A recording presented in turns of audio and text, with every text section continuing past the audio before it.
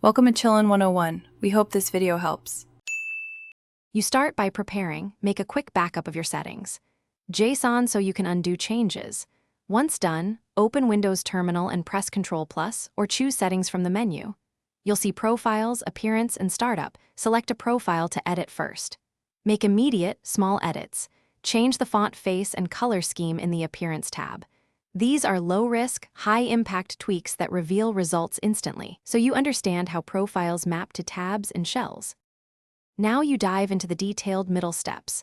Pick the profile you want to customize and change its command line, starting directory, and GUID so you can reference it later. Then create or import a color scheme. Adjust foreground, background, and 0:15 indexed colors. Change background opacity to blend with your desktop. Make font changes next. Set a mono-spaced face, size, and enable ligatures if the font supports them. These edits control both readability and aesthetics. Finish by applying advanced settings and binding actions. Add key bindings for split panes, open new tabs, or launch specific profiles with shortcuts.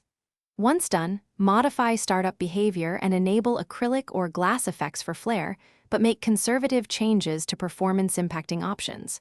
If you prefer automation, paste JSON snippets into settings.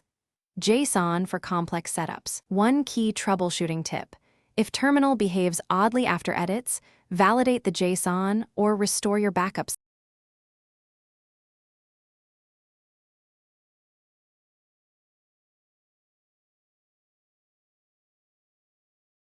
Thanks for watching.